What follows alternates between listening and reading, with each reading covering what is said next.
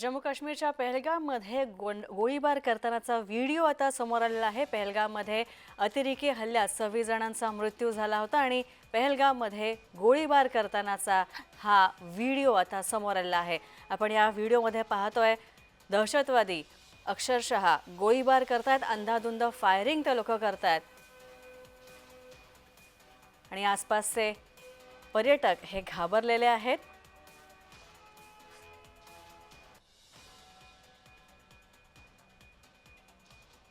पाहूया आता नेमकं काय घडलं होतं।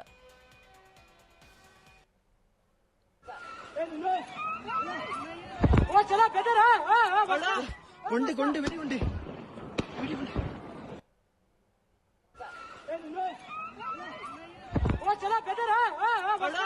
गुंडे गुंडे वेरी गुंडे